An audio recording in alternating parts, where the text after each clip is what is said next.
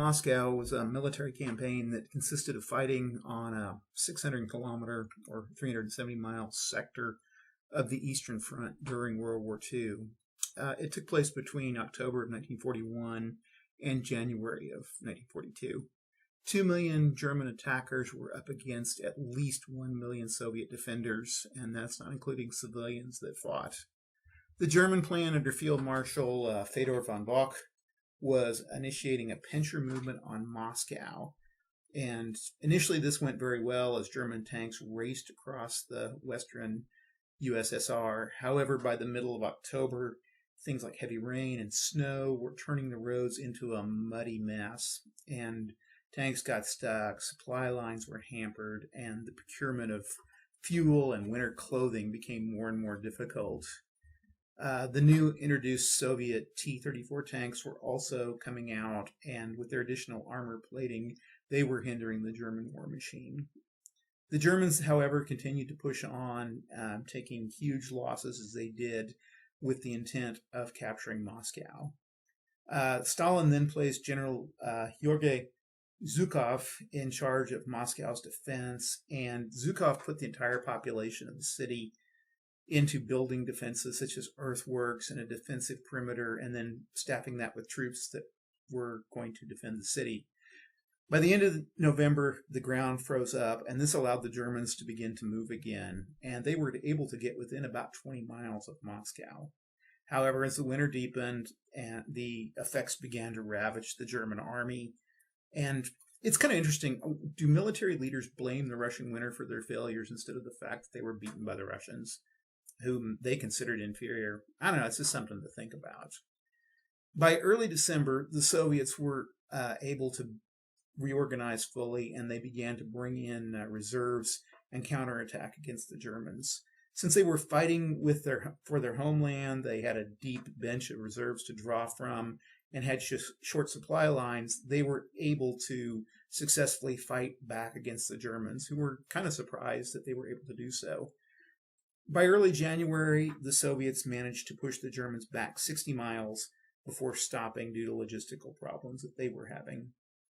This line was then slowly pushed westward over the next 2 years. Casualties on this operation are really difficult to assess. Figures are often inflated a great deal, but it's estimated that there were over 1 million Soviet casualties and over 400,000 German casualties. So this was a very bloody conflict. Okay, before I get started, I just wanted to give everybody a big thanks this week for watching my video last week. I was surprised, and I just really appreciate it. So again, thank you for watching these. This really means a lot. I'm not really trying to make any money or do anything like that or get famous out of these. All I'm trying to do is put some videos out kind of for fun and to show off some old games. So again, if you've been watching these, thank you very much. Let's talk about this week's game. Battle for Moscow came out in 1986, and it was designed by Frank Chadwick. Chadwick is the founder of Games Design Workshop, which put out some pretty interesting games in the 1980s. This game is a very simple kind of learning game, and it's available widely in a lot of spots on the internet, on print to play. There's an electronic version. I'll try to link to that down below. But it's a pretty good game for teaching a lot of the real basics of hex and counter wargaming. It's got zones of control, it's got combat results table, movement rates, all sorts of stuff like that. I played this with my wife, who'd never played a war game before, and even she thought it was kind of a neat game. So if you haven't played it, I'd give it a shot. Even play the electronic version if you want, but a good game. Anyway, let's go talk about the rules a little bit. Covers Operation Typhoon, which I've kind of alluded to in the background there. Requires 6-sided dice. The counters are Soviet and German units. The Soviet units are orange, and the German units are teal. And on the unit, there's two sides. The front has the type of unit, whether it's an infantry or a panzer. The infantry are the X, and the panzer have the little oval in it. It also has below it the combat strength, and then it has and that's on the front and the back. It differs You can see that there's a full strength and a half strength if you click them over. The second number is the movement allowance. It's how many movement points this unit can move. And then the size and identification, those are there for just historical background if you're interested in whether they're armies or corps being utilized. The map's divided into hexes, and there's a number of terrain items here. There's forests, there's cities, there's these fortification hexes, there's rivers, and there's railroads. Each terrain has a different effect on movement and on combat. Clear terrain, your standard old terrain, is 1 movement point to cross, and it doesn't affect combat. Forests are 2 movement points each to cross, so if you had 4 movement points, you could make it across 2 hexes. Railroad are kind of interesting. Railroad only apply to Soviet units, and Soviet units can freely use the railroad. And they can go through things like forests and everything just as if it was a clear hex. The Germans are unable to use these, so they have to slog along. Okay, open terrain, these clear hexes, they have no effect on movement or on combat. Now, these forest hexes count as 2 movement points to cross. So if you have a total of 4 movement points, you can make it across 2 hexes.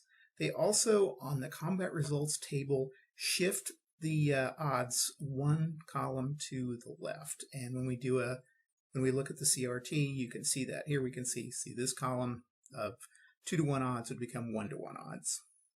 Cities have no effect on either combat or on movement, and the only thing they're really serving as goals for the players to fight over and as replacement locations for the Russians.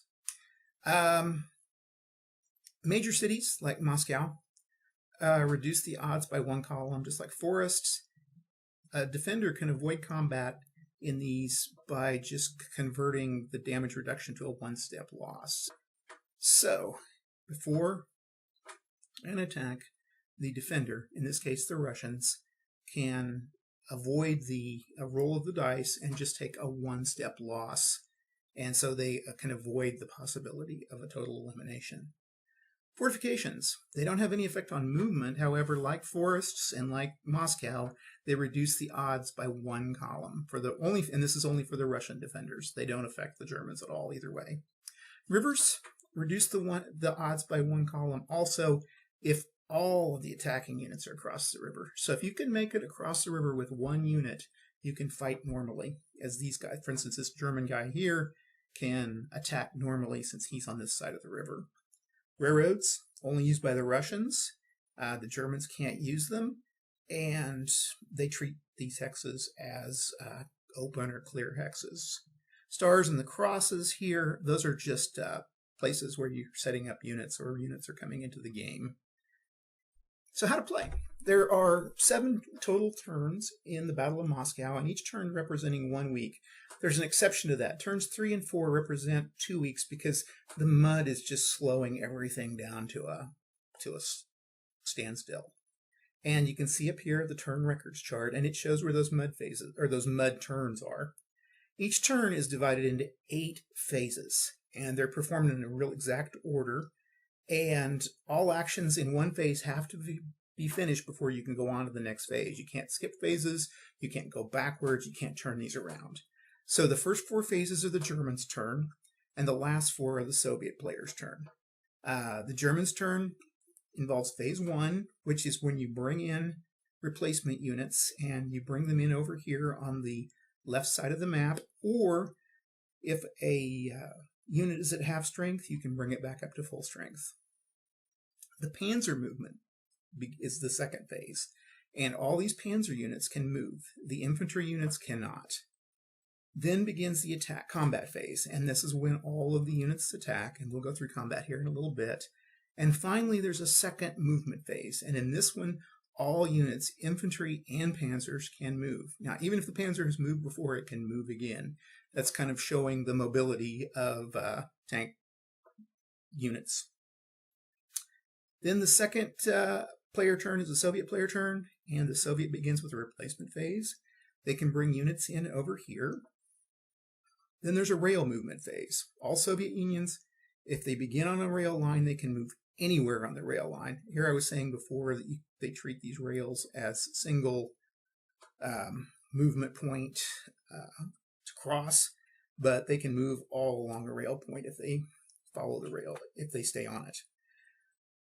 Then there's a combat phase where all the Soviet units may attack, and then finally Soviets have a movement phase where they can move all units, all their infantry units that they want, and that includes those that have been moved during the rail phase. So a unit can travel along a rail line, it can then attack, and then it can move. Zones of control. This is a good game for introducing the concept of zones of control. It consists of those 6 hexes that surround a unit. So when an enemy unit moves into a zone of control, one of those 6 hexes, they have to stop. They are, however, not required in this game to attack. So if a unit wants to skip an attack, they can. They can also gang up on another unit, and it's not like a lot of games where you have to distribute the attacks. You can just go nuts with this. It also, zones of control inhibit retreats. So a unit that's been attacked and has to retreat, according to the combat results table, has to be able to retreat through hexes that are not in an enemy zone of control. If they are in an enemy zone of control, as in this situation here, then they're eliminated. So a unit can never enter a hex containing an enemy unit. They can enter a hex containing a friendly unit, but they can't stay there. So there's no stacking in this game. They have to enter an unoccupied hex at the end of their movement, but they can move through friendly units. Combat. And in each combat, you check who's adjacent to the enemy's units. So which of your units are against the enemy units. You add them all together, you roll a dice, a d6, and you check out the combat results table. Now, when you're figuring up the total combat strengths of the attackers and the defenders, round down in the defender's favor.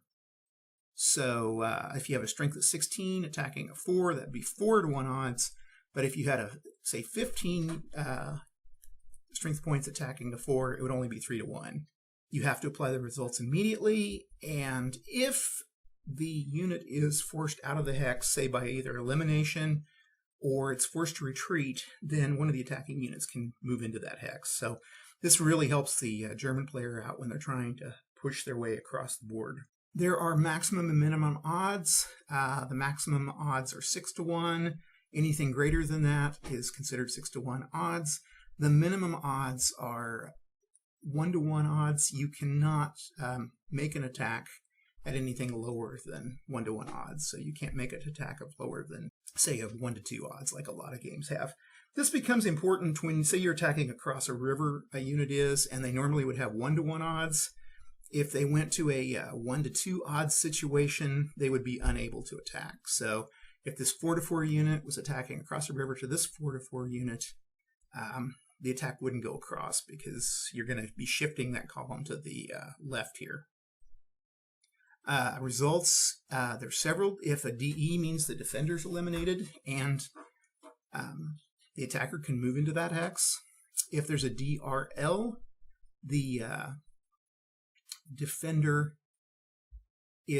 retreats with a loss. In other words, the defender flips their unit over to half strength. If they're at half strength, they're eliminated, and then they have to move back 2 hexes. DR is just a defender retreat, move back 2 hexes. Attacker can move into the empty hex. And exchange, the dreaded exchange. The defender takes the first loss, and then the attacker has to lose that same amount or more strength points. So these can be bad for an attacker. Say an attacker had 5-to-4 and the defender was 4-to-4, and there was an attack and an exchange. Then the defender would lose the 4-to-4, but the attacker would have to lose the 5-to-4. Turns 3 and 4, kind of important. That's when the whole thing bogged down, the whole operation bogged down, when everything turned to mud. And so turns 3 and 4 are mud turns. all movement except for the Soviet rail movements reduced to 1 hex per phase. So these guys can only move 1. Soviets can, and the Germans can. However, the Soviets can use that rail movement, so that's kind of handy. Also, all units' combat strength are halved when attacking, but not when defending. So replacements. Both players get replacement points each turn. The Germans get 1 replacement point, and the Soviets get 5. They can spend that replacement point on new units, and they're free to use whatever units they want, at least the way I play it. They can either bring in a unit over on the edges of the map, or they can flip over units that are at half strength, and they can bring those back to full strength, which probably happens more commonly because you don't have to drag these units clear from the side of the map. This is particularly important for the German player. If the Russian player has these units occupied, then they can't bring them. Then they're unable to bring these units in, and they cannot be saved from turn to turn. So you can't build up a bank or replacement units. Game, you'll notice that the Soviet Union units are starting on the places with the battle stars, and they're all at half strength. The first shock army won't come in until a little later, and the German does the same thing. They set up where there's black crosses here, and they all set up at full strength. So you can see the Germans start out pretty powerful, but things will go south pretty quickly. Winning the game's easy. It's just a king of the hill situation. Whoever holds Moscow at the end of the game wins. That could be the last player through the city. Say everybody moved past Moscow here. Then, in this case, the Germans would win if they pushed the Soviets back more. But generally, there's going to be a huge encirclement, and everybody's going to be fighting there. Okay, we're going to get started here with the game, and the first thing we're going to go about doing is deploying the German army. I'm going to put the Panzer units up here in the north. Actually, I might go for a center here. And try it with these forests up here. I might try to push this center and open it up so that I can try to make a run at Moscow. So these Panzer units, which are going to be important during this early part of the game, we'll stick them in here. I'm going to aim at going after that guy right there. I might put a powerful infantry unit there. But I'm going to keep putting the really tough ones in here. And I want to get them to the front just as quickly as possible. And then these weaker infantry units I'm going to set back. And you're putting them wherever the cross is. And there we go. So we'll get those guys situated here. A little bit of reserves back there. Oh, I got these guys sitting over here. Where'd they come from? They do that. Well, we'll just go ahead and, I guess with these Panzer units, yeah, let's put that, I put that in here, and we'll put Panzer unit there, and then we will move this guy here. And did that get everybody? Yep, and it's got all the crosses covered, so that makes sense. Okay, the Russian replacement units won't come in yet, so the Germans are placed. Now we can move any Panzer unit here. Nobody's going to move, but then we can start to make the attacks. And we are going to start with going after this infantry unit, this Russian infantry unit right here. 12, 24, 36 to 4. It's overkill. Probably not the best thing to do here. Let's go to combat table and see what our results were. We rolled it and we got a 3. So it's 6 to 1. Because we've easily got 6 to 1 here.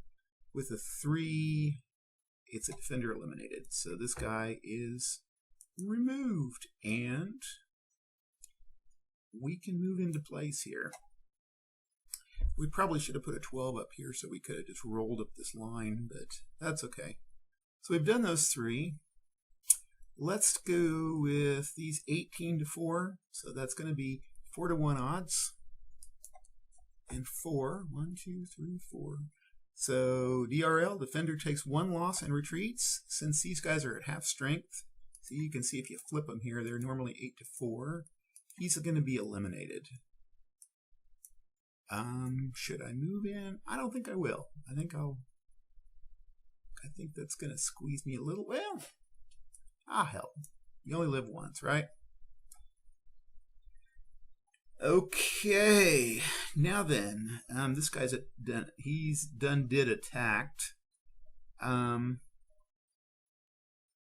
So we've got 9 and 18 to 4. Now, normally this is going to be 4-to-1 odds. However, since this guy's defending in forest unit, we're going to shift it 1 to the left. So instead of being 4-to-1, it's going to be 3-to-1. We roll and we get a 4. 3-to-1. 1, 2, 3, 4. Exchange. Okay, here's where exchanges really hurt you.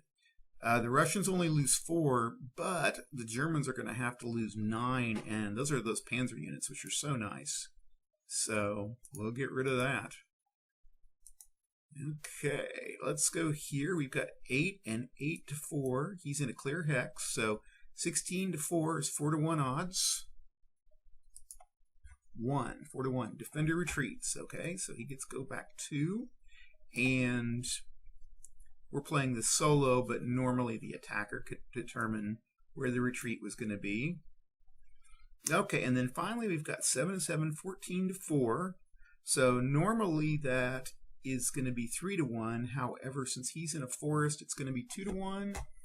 Man, there's a exchange. I could lose pretty badly there, and no effect. So the only thing I could really get to defender retreat if I rolled a 1 or 2. So I have a 1/3 chance of getting anything in my favor. So I'm not going to press the attack on that one. Okay, the next is the movement phase. Since these are not sticky, I'm going to roll this guy right on through. So he's going to go 1, 2, 3, 1, 2, 3, 4, 5, 6. Okay. 1, 2, 3. Oh, actually, that's not true. You do have to stop in. Excuse me, you do have to stop in zones of control. So if he was in, say, this hex here, he could go on through, but since he's in, he has to move through a zone of control, so he would actually stick right there. So we'll just leave him be. We'll assume that's how the rules are. Okay, we'll move that 8 there. This guy can move here. I want to use the most powerful units I can initially here to just try to break that Soviet line up. We'll use a 6 here. 7's going to be the toughest here. And then we're just going to keep moving these guys forward just to keep them going. Okay, that's the line. And that's going to be it. So I better put my little game turn marker in place. So it's first week in October there. Oh, that coffee tastes good this morning. Okay, now we're on the Russian turn. And so the Russians' first phase is going to be their railroad movement phase. I'm going to move this guy back to Tula and this guy to Kaluga. So I'm getting these guys back to these fortresses here, and he's pretty strong here because these guys are going to have to not only move across a river, they're going to have to attack a fortress. These guys can't move on railroads. He could move. I'm going to move him back here. He can't really move on a railroad. They can't move on a railroad. Okay, so railroad movements are done. I forgot to get everybody replaced here. Flip 1, 2, 3, 4, 5. So yeah, the Soviets get 5 replacements. So instead of bringing anybody on over here, I'm going to strengthen these guys up a little bit. That should slow the Germans down a little bit, particularly in the mud months. Okay, now we can make attacks. So we've got an 8 and 8. That's a 16 to 10. Going to be a 1-to-1 odds there. We could get an exchange, which would slow the Germans down. And at this point, with the Russians knowing they're going to have lots of reinforcements, I'm going to be willing to sacrifice some units, so I'm going to try it. Okay, up here, you can see up here, D6, we got a 1, which is pretty good. Low rolls are good on this. So Defender retreats. Now, that's going to send this guy back 2 units. Actually, it's not, because this is an interesting thing, is that this is through a zone of control, zone of control, zone of control, zone of control. He's surrounded, and so he can't move through a zone of control to retreat. So guess what happens to this poor Panzer? Boop, he's gone. Okay. We've got an 8 and an 8, a 16 to 7, 2-to-1 odds. He's in a forest, so that's actually going to be shift to the left, 1-to-1 odds. 3, 1, 2, 3. In exchange, okay, we'll take that.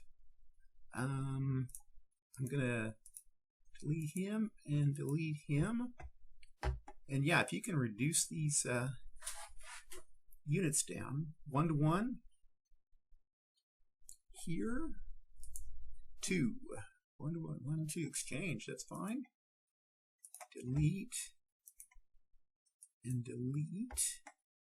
And this guy down here, he can't fight because he's at a 4 to 7, so that's less than 1-to-1 odds. So he's kind of stuck. So now the Russians can move, and I'm going to move 1, 2, 3, 4. He can't move on railroad. He's going to go back 4, 1, 2, 3. 1, 2, 3. Okay, they're going to hold those fortresses here.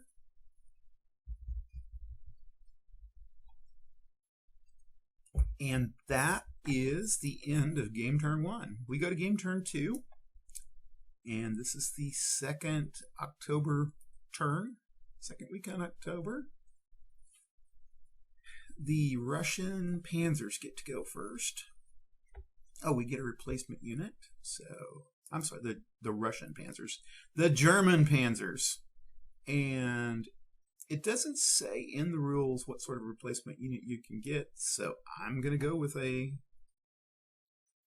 panzer.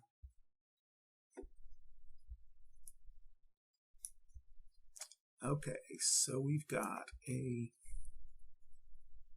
12-to-1 odd. So he's going to move across the river.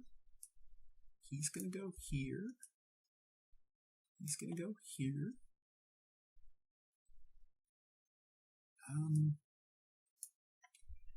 Can't really fight there, but we can move into position. So he can't do that because he's an infantry. I got to only move the panzers. 1, 2, 3, 4.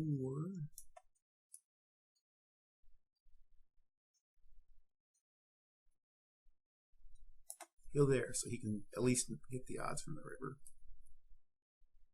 Okay, and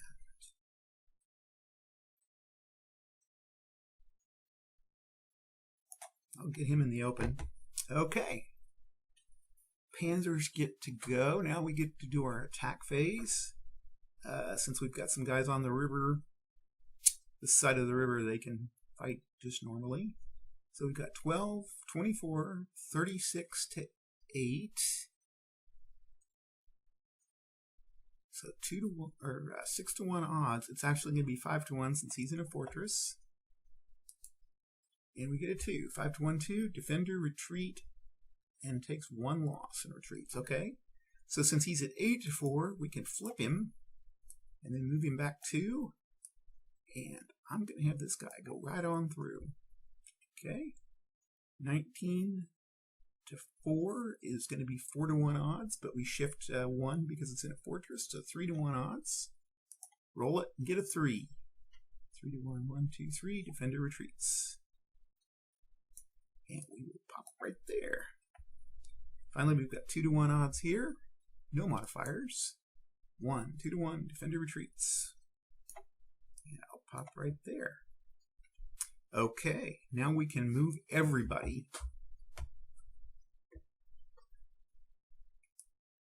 So we'll move this guy here. This guy here.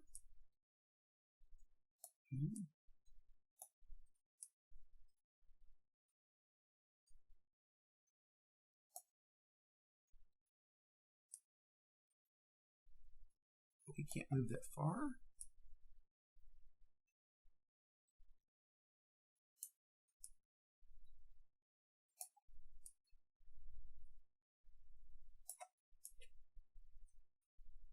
And this is going to be this big push forward by the Germans.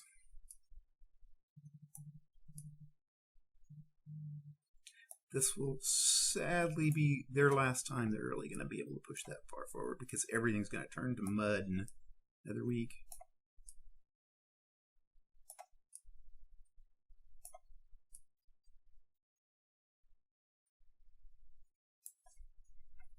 Okay, that's it for the German turn. I think they've moved everybody. So we move on to the Russians. They get 5 replacements. I'm going to move this guy and this guy in. And that's 2, 3, 4, and 5. Okay. Rail movement. He's going to rail move right here. I should have made that guy a 2-1. That's okay. Let's see. Everybody else is fortressed up except this guy. He can't move because there's zones of control. This poor guy's stuck here. So okay, that's it for rail movement. Now we can make our attacks. He's unable to attack because the best he could get was 1-on-1 odds, but if you shift to the left, it's 1-2 odds. So he can't attack. These guys can, however. They've got 8, 16, and 4 is 20-12, which would be 1-1 odds. Actually, they can't attack because he's 12 there, and it's a shift to the left. So nothing there. These guys are stuck, not attacking. So unfortunately, the Russians have had a bad time. Okay, let's do the movements. I'm going to keep this guy goes to Moscow. And this guy's going to go. I guess they could have moved during the rail movements, but he's going to just pop down there. We're going to build that defense around Moscow here while we're waiting. That's game turn 2. The Russians have just kind of built up a little bit. Now then, game turn 3, mud turn. Everybody attacks at half, and they can only move 1.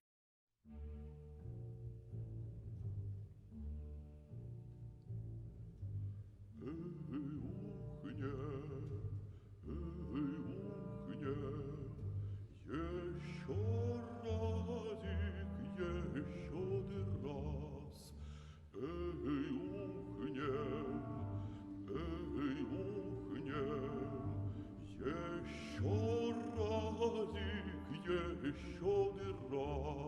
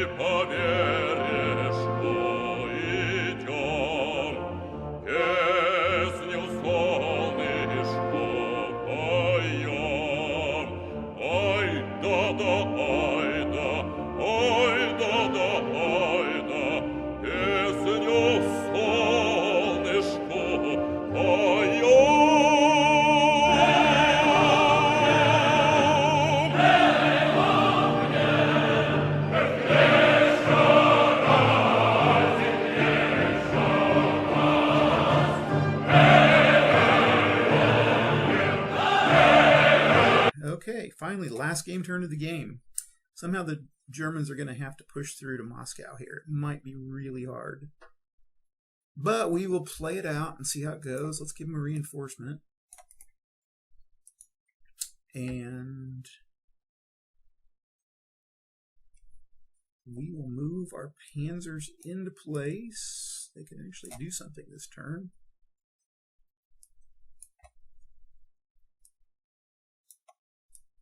Hold on here. Hold on. I was going to say if I could try to get this guy to slip up here somehow. 6, he's 1 short. Plus he's got to move through a zone of control there, so he's stuck. We'll move him into place, though. Okay, last German attack. Let's just see if we can use this.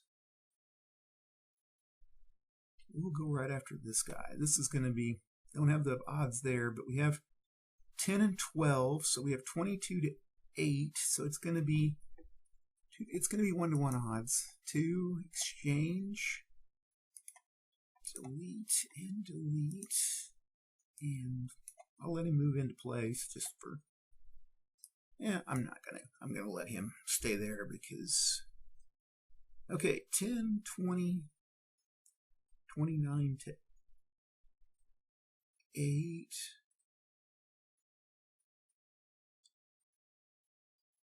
Two to 1 odds. 1. I always have to do these odds in my head, and that's if you hear me pausing, that's kind of what's going on. Defender retreats. Oh, he can't move, and he's in everything's zones of control, so he's eliminated. Okay, 5 and 4. I don't think they're going to be able to. 5 and 6 is 11, but yeah, they can't attack there.